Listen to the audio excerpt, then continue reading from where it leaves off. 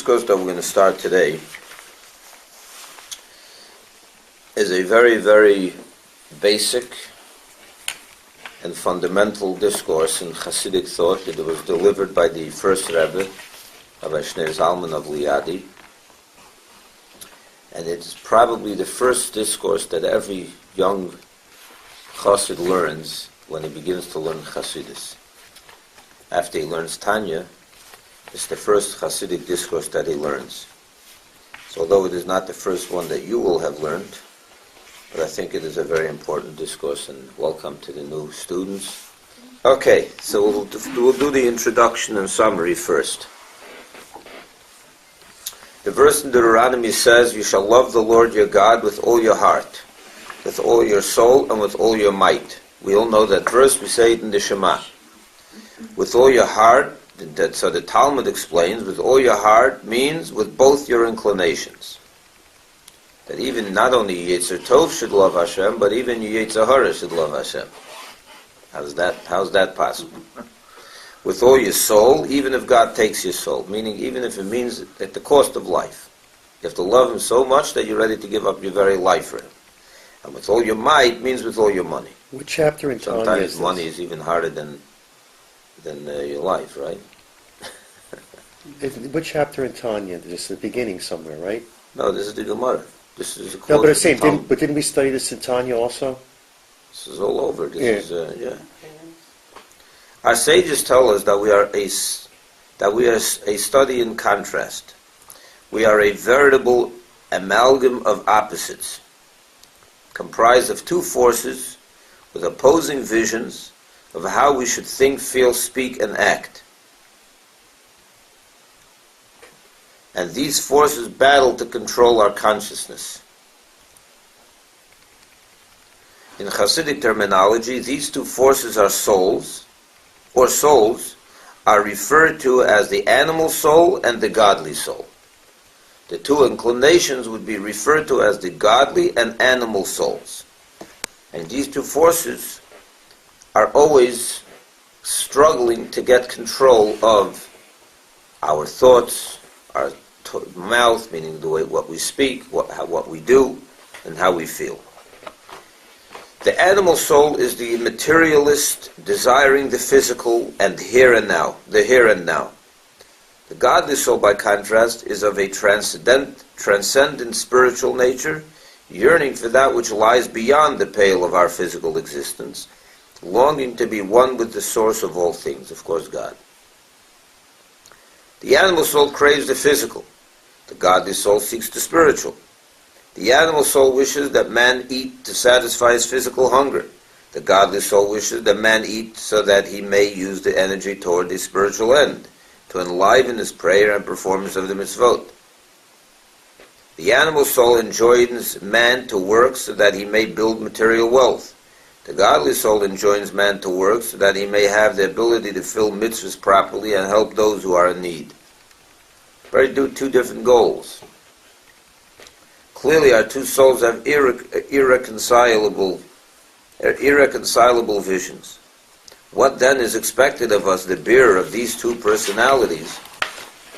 How are we to think, to feel, to act, given the strange and diverse composition of our character?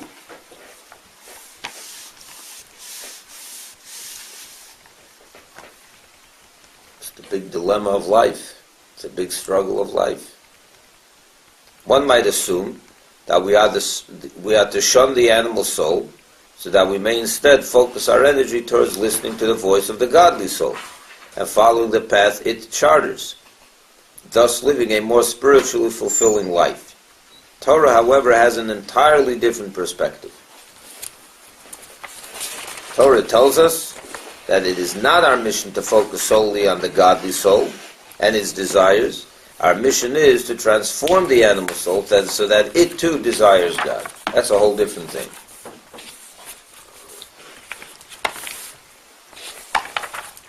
You understand the difference, right?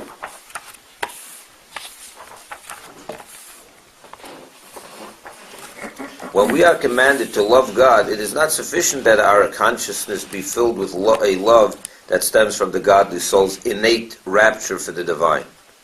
Rather, both souls, even the animal soul, must equally spur this love. As the Talmud says, to love the Lord your God with all your heart means to love him with both inclinations, both souls equally. For it is our task to transform the animal soul into a consciousness that is an active partner in our divine service. But how does this transformation occur? How are we to take the animal soul, whose very nature is steeped in materialism, and transform it into a soul that desires God? Rabbi Yisroel Spalter of Liadi, founder of Chabad Hasidism, expounds on this topic in the present discourse, Transforming the Inner Soul.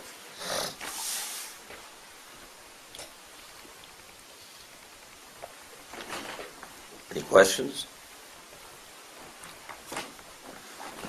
The outline. In this discourse, Rabbi Yisroel Spalter explains that whenever a person experiences an awakening or inspiration in his divine service, it is the result of a revelation of divine radiance upon his godly soul. Since the godly soul is spiritually sensitive, it is enthused by such radiance. Did you ever wake up in the morning and you feel this excitement to be a good Jew? Suddenly out of nowhere you have this inspiration. It happens. Some people have this on any given day.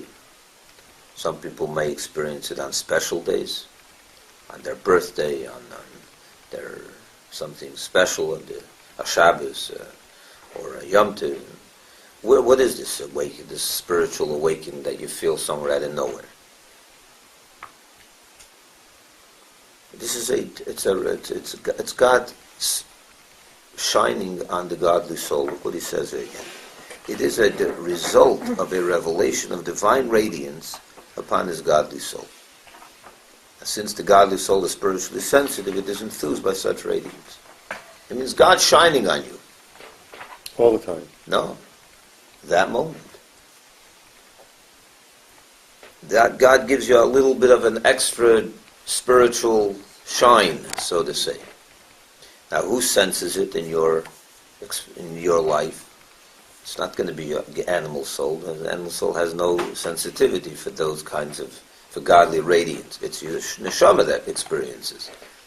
It's your godly soul. The animal soul, however, remains unmoved. It continues to be lured towards materialistic pleasures. Even at the height of spiritual ecstasy, when the godly soul is engulfed in a flaming fire for divinity, the animal soul can remain cold, passive, and indifferent. For divine revelation only awakens and attracts the godly soul. It is up to man to toil and labor to transform his animal soul, so that it too may be inspired by godliness. This is accomplished by meditating upon the greatness of God. When a person contemplates God's greatness to the point that he understands and perceives that the nearness of God is good for me, he will have inspired and transformed his animal soul as well. You see, the animal soul is not a bad person, a bad soul. The Yetzer Hara is bad. The Yetzer Hara's job is to, you know what the Yetzer Hara is, the evil inclination. Its job, it's in other words, the animal soul is not synonymous with the Yetzer Hara. Don't confuse the two. Part of the animal soul is a Yetzer Hara as well. But the general soul is not bad. It's selfish. It's born into a body, it's put into the body, that's what gives the body life, the animalistic soul. And its whole nature, is to be self-centered. That's its condition. So what is yeah? Why would that not be considered bad, to be self-centered? Why would you say that? What happens, I'll tell you why. Because what happens if someone's self-centered, someone gets pleasure out of doing good things to people? In other words, what does self-centered mean? You want things for yourself. You want to enjoy life. You want good things. You want money. Usually it means you want more wealth. You want more fun. You want more pleasure. You want more excitement. More for yourself. So let me ask you, If someone goes to a symphony because it likes to hear good music, that's the enjoyment it likes to get. Bad? Is that bad? Itself, but is it bad? No. Maybe Is it not good? bad, but you can maybe No. Is it good? use your No. time another So way. what is Is it? good or bad? It's just It's just what it self. It's just me. Let's take this a step further. If someone goes to an old age home and helps old people, because he gets tremendous satisfaction from it, does that automatically, is that an act coming from the godly soul, or could that come from the animal soul also? Yeah. You could. If that's what you enjoy you get a kick out of helping people. Some people do. Yes. I would hope most people do get a kick out of helping people. Now what happens if you tell your animal, why your animal soul likes good food, right? Likes a good barbecue because it's good to the palate, it feels good, it tastes good, itself. Could you ever convince your animal soul that God is good? That God is pleasure? Sure. Is that possible? Sure. I'm sure. It is possible. Why not? Shabbat maybe. Do you enjoy learning Sunday morning at from 8 to 9? Yeah. Who enjoys it? Only your godly soul? Maybe your animalistic soul also gets a kick at it. It's an intellectual experience. It enjoys it. Maybe you enjoy sleeping more. Maybe you enjoy watching a movie more. But you can't say that this is boring to my soul. It has nothing to do with my animalistic side. It's only the godly soul. No, sometimes it could be that you train your animal soul to that should feel, it should enjoy intellectual stimulation. And who says the intellect has to come from secular intellect? Maybe godly intellect is also good for your soul. You see where I'm going? So little by little you can transform your animal soul to understand that God is not a devil. It's not only nice cars that give you pleasure, it could be a good mimer, a good Hasidic discourse that gives you pleasure. Physical pleasure, intellectual pleasure. And that's the Avodah of Hasidus. That's the true accomplishment of a Yid, where he can convince his animal soul, which is self-centered, that he should recognize that the greatest self-enhancement is when you have a relationship with God. There's nothing better than that. But still, the self is a little bit of a problem, right? That's a big thing what you said now. The greatest enhancement is a connection with God Yeah. for the animal soul. Yeah, for self. Right. Not for the godly soul, for the animal soul.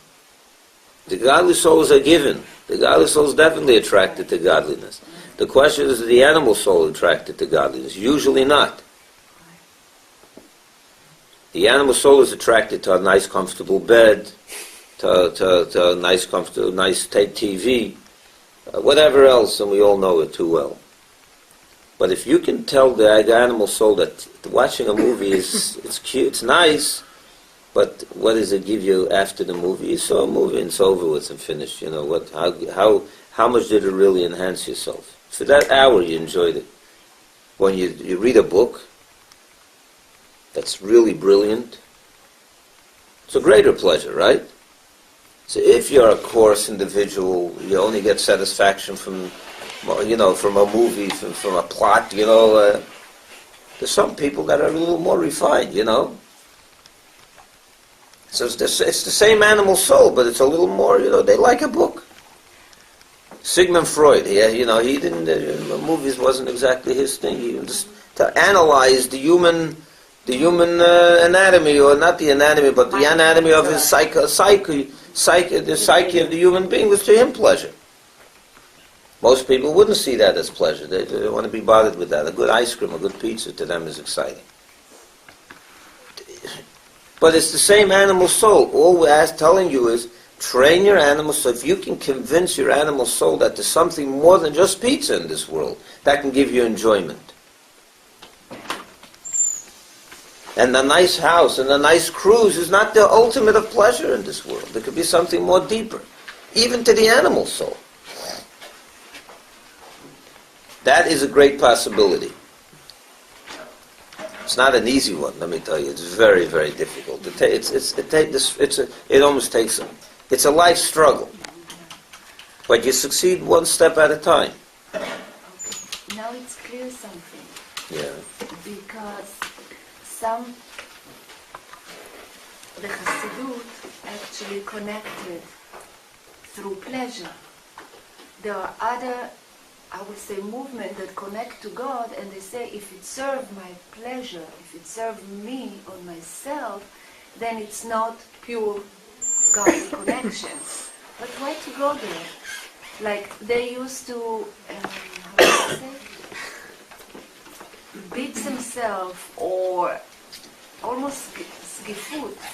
Yeah. There was a whole movement in times of the early Hasidic or Kabbalistic movement where there were the people that used to flog themselves, roll in the snow, to inflict pain on themselves. The reason they did that was because it's very easy to sit here in the comfort of the comforts of our life and discuss theoretically that you can convince your animal soul that God is the best thing in the world. But how realistic is it? We know what we're going to do after 9 o'clock. We're not going to exactly go run to learn another Hasidic discourse. We're going to go pursue, what our animal, who knows, whatever everyone does. But my point is that easier said than done. So what happens? Most of the times, our animal soul and our body and its desires are a kind of like a contradiction. They get in the way of our spiritual service. So what did the elder or the early those Jews do? They had to break down the body a little bit. They felt that the body needs to be broken down a little bit, or a lot. So to get it out of the way, not to kill it, God forbid, and not to destroy it, but to inflict it a little bit. Hey, calm down with your desires. So they used to hurt themselves, fast, and then give in to their body's needs almost nothing. Hasidus changed that completely. But it's not as if that they were so wrong. It was not so wrong because that's really the truth. The body is a very, very big obstacle to godliness. So they took an approach to break down the body a little bit. So it doesn't be so it's not such an obstacle. The Alter Rebbe and Hasidus, the Baal Shem Tov and on, said, wait a minute, the body is not the enemy of God. It is not an enemy of God. You could work with it. Your animal soul is not an enemy of God. It could be transformed. And they did away with the whole idea of inflicting pain on the body. They just completely shunned that idea.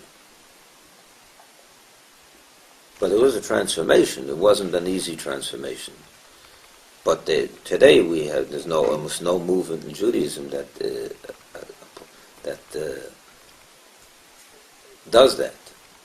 There's still a leftover of that, maybe not in the physical depriving of the body's needs, but there's a certain, there are movements today in Jewish life. They will not tell you to fast, and they will not tell you to inflict, asceticism, that type of movement.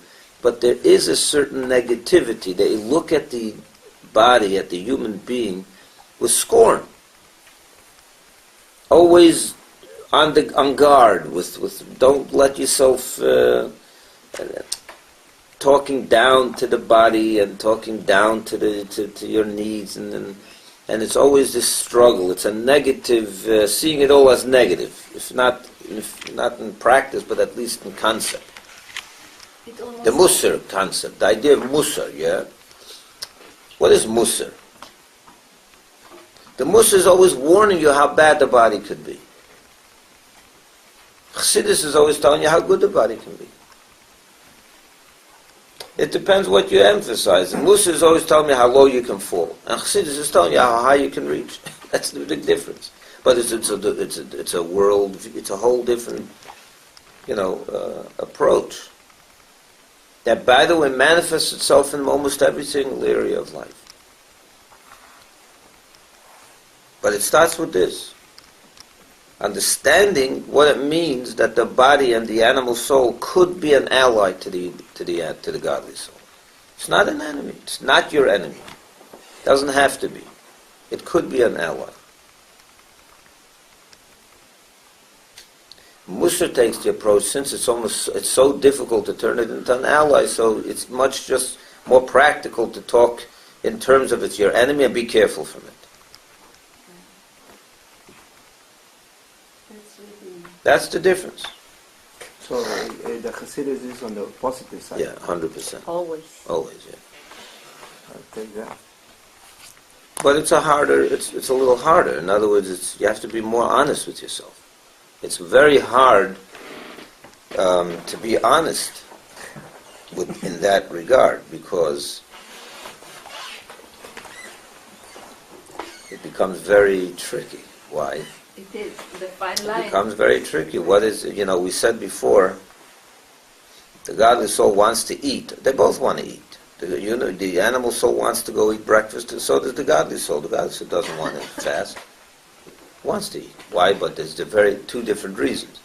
The godly soul wants to eat because it wants to serve God with that energy, and the animal soul wants to eat because the food tastes good.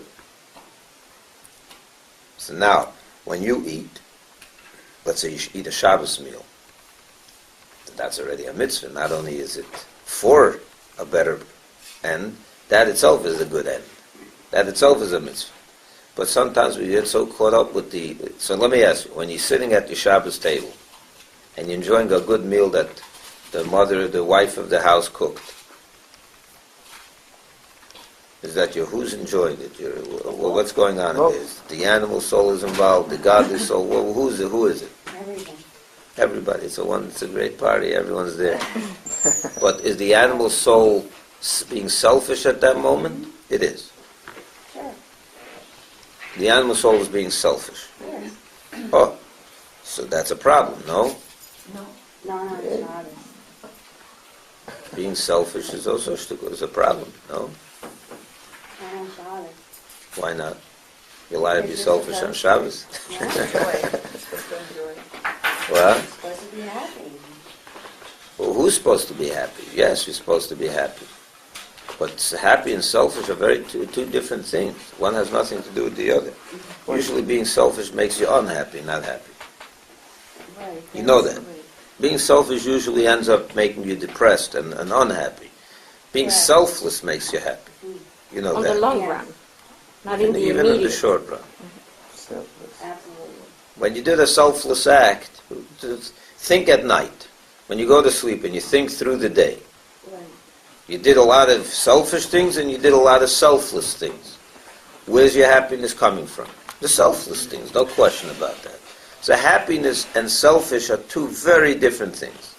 So on Shabbos you're supposed to be happy. You're supposed to be happy on Sunday also, by the way. You know that. Oh, okay. You're supposed to enjoy the Shabbos. I'll try. She's happy constantly.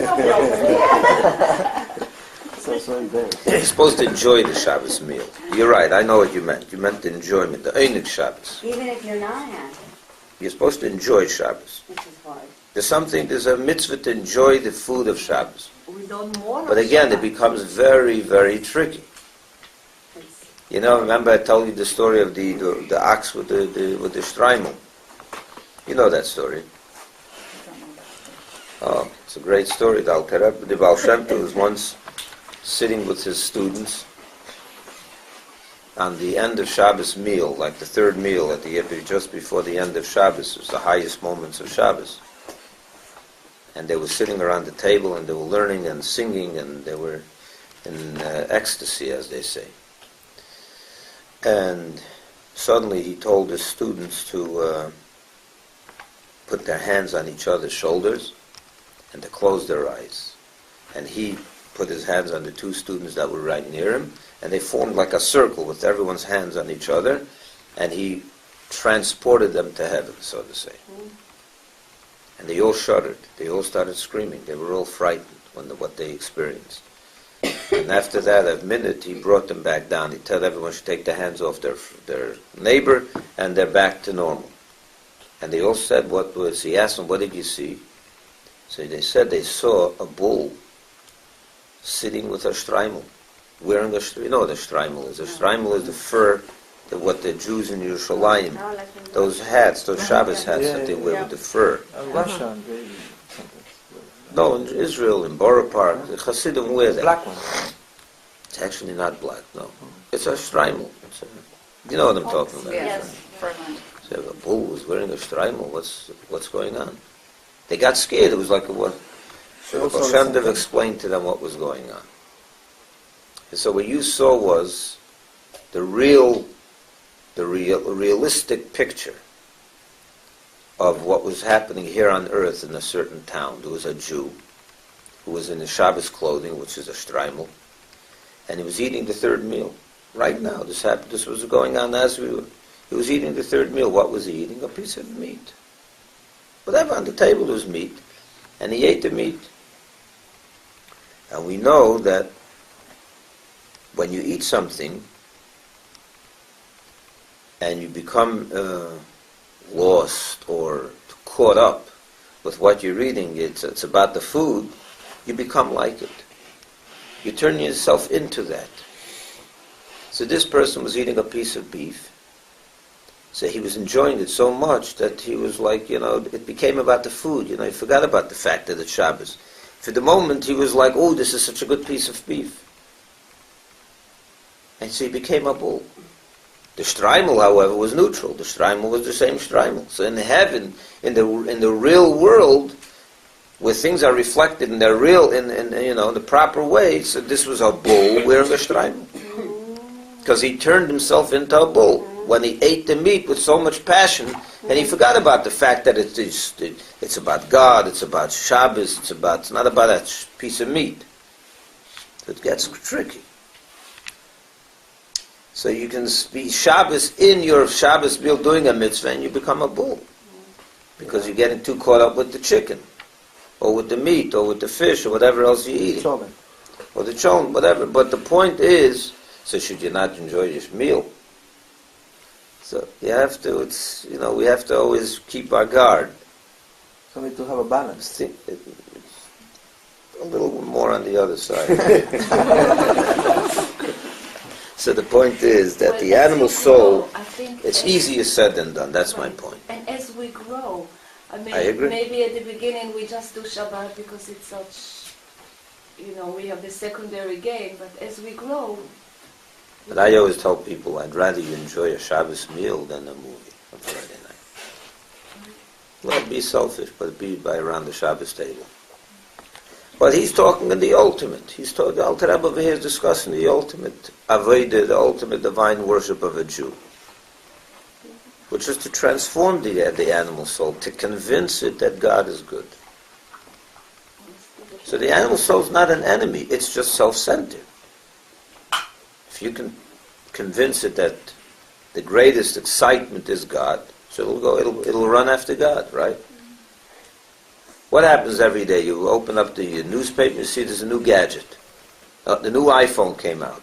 iPhone 4. The animal soul, we got to go buy the iPhone 4. Tomorrow it's something else. It's pursuing if you can convince it that tomorrow, all you have to do is convince it that this is the best thing. This is the newest, exciting gadget, is learning. Torah, right? It's not going to oppose it. If it's a bad soul, so whatever is good it opposes. But it's not a bad soul. It's self-centered. Now, the truth is, it says in Chassidus and Kabbalah that the fact that it's ultimately the animal soul is a problem. Because even if it's any type of self-centeredness is not good. Even if you can convince the soul that the greatest enhancement of self is God, is your relationship with God, but the bottom line is, if it's about self, it's not about God. So that, for example, it says in Chassidus in many places that even the tzaddik is perfectly righteous person. It got rid of its evil inclination, has no desire for evil at all. But the fact that it feels itself, the fact that it has a sense of self, is already a problem. But that's already a high level of it. But let's talk more simple. All right, let's move on. This is accomplished on page 15. This is accomplished by meditating upon the greatness of God. When a person contemplates God's greatness to the point that he understands and perceives that the nearness of God is good for me, he will have inspired and transformed his animal soul as well. In his notes on this discourse, Rabbi Menachem Mendel of Lubavitch, the Tzemach Tzedek, that's the grandson of the Alter Rebbe, explains that the godly soul is so consumed with a super-rational love for the divine that it is prepared to inexplicably sacrifice itself for God. But the animal soul is a different matter altogether. It becomes inspired only through intellectual stimulation. In other words, the only language that the animal soul understands and is affected by is the language of human intellect. If you can rationally explain it, that this is good, it'll follow it. It'll follow you. Hence, that means like this. The godly soul is super rational. One second. The godly soul is super rational. Its love for God is not an intellectual one. It doesn't need to be convinced intellectually. It's a part of God. Like a father and a son, a mother and a child. You have to tell the mother your son is the best thing in the world, only then she'll love it. No. She loves her son, it's no rational, it's not a rational love, it's a super rational love. Unconditional. It's unconditional. The godly soul loves Hashem in the same way. It's unconditional. Makes sense, it doesn't make sense, it makes no difference. Because it feels itself one with Hashem. The animal soul is a very different thing. That's like a friend. Why are you friends with someone? Super rational? No, usually you have a friend, you become friends with someone because that person has been nice to you, or is smart, or is exciting to you, or whatever reason. There's always a reason why you became connected to that person. All you have to do, the animal soul works on the intellectual way. You have to explain it. The easiest thing to explain an animal soul is that ice cream is good. Oh, good morning. It usually relates to those things because intellectually it understands that physical things are good for it. But it's an intellectual exercise. Intellectual, not intuition. I don't know what's intuition. Intuition might be also reflexes, like surviving. This is good for me. But that's also intellect. What do you mean? This is good for you. What's good? Food is good for me. You said everyone understands why. It's an intellectual thing. Yeah, sure. The human soul, the animal soul is not going to do anything that doesn't make sense. Or sometimes it could, if it could be. What's the word? Under this super rational, and there's what's the other way? Irrational. When someone takes drugs, the animal soul wants it. Why? Because he likes it, but it's a stupid thing to do. Yeah. But even then, it's connected to some level of rationality. For right now, this feels good. Right now, it feels good. He knows that tomorrow is going to destroy him. But right now, it's intellectually good for him. He understands that this is going to make him feel good. But that's Yetzer Hara. No, it's not the Yetzer Hara. It's the animal soul. That's what the animal soul is. Smoking cigarettes is the same. Yeah, smoking a cigarette. Is that a smart thing to do? No, but at that moment, it makes sense to him because it's going to make his lungs feel good or whatever. It's going to make him feel good in some way. For right now, in the long run, it's the stupidest thing you can do. But for right now, it makes sense to him to do it. It's always intellectual. Something it must make sense to it. So some people, let's say, if they are in surviving mode and they may do something, so for that moment, it makes sense for right. them. For that moment, forget the consequences. Yeah, sometimes they don't consider the consequences. The animal soul is about the here and now, usually. The animal soul is about the here and now. We read it before. Okay, but when it's become pathology and when it's become healthy, we all have the animal soul. But when So we hope that even the animal soul understands the balance in life. That sometimes it's worth it to give up immediate pleasure for a long-term health. Even our animal soul usually functions that way. Sometimes we become addicted, and that's where we get sick. You understand? Sometimes we get addicted. So we don't think about the consequences. We think about the right now. We're addicted to pleasure. That's really what we are. We're born with an addiction to pleasure. So most healthy people balance it out. They avoid the pain. I'm not going to eat 10 pounds of ice cream because it's going to make me sick. Even though right now it'll be exciting to my palate. And most people are not going to watch 10 hours of movies straight because right now it's exciting, but if I won't go to work, I won't be able to watch movies tomorrow, right? So they balance it out. They figure out a balance in life. Sometimes it pays for the animal soul to give in order to get more later. It makes that calculation, but it's all a calculation. You understand what I'm saying? In other words, let's just finish to the 3 dots. That says that the holy part of you is not rational? It's super rational. It could be both, but it's even super. In other words, it starts from a super rational point of view. The godly soul, like a mother and a son. A mother and a son, yeah? A mother and a child. You give your kids breakfast every morning. Is that a rational thing? Certainly. But it's not coming from a rational place.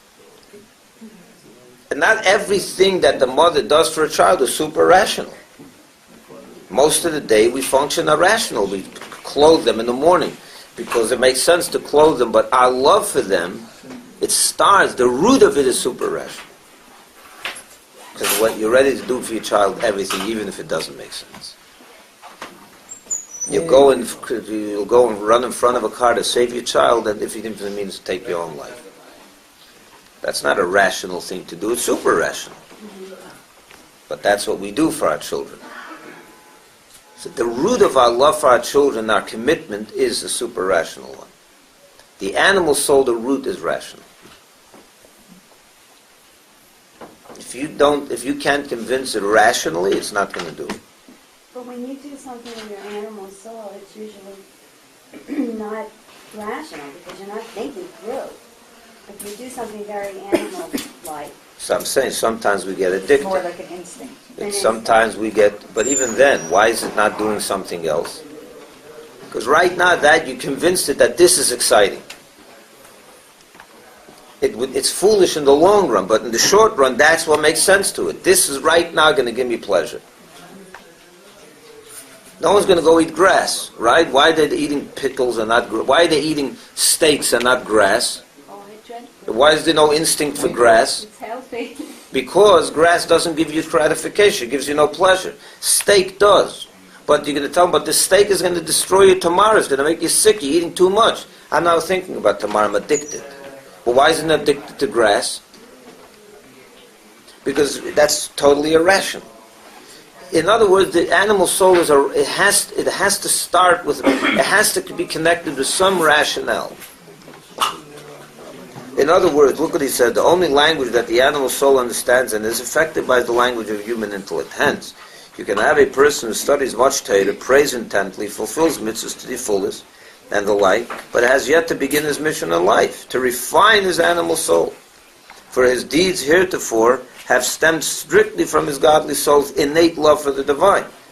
True inner transformation can only occur through one's intellectual contemplation of godliness. That's where the true transformation begins. Mm-hmm. Wow. Indeed, it was in this spirit that Rabbi Shneur Zalman formalized his Chabad Hasidic doctrine and demanded that every person study the inner depth of the Torah in a logical, comprehensible manner. Chabad, Chochma Bina Das, wisdom, understanding, and knowledge, so that everyone would ponder God's greatness and thereby inspire and transform the animal soul within, not only the godly. The godly soul needs no transformation. The real work is with the animal soul. And that can only happen by understanding God's greatness. And that comes with a study. Yeah.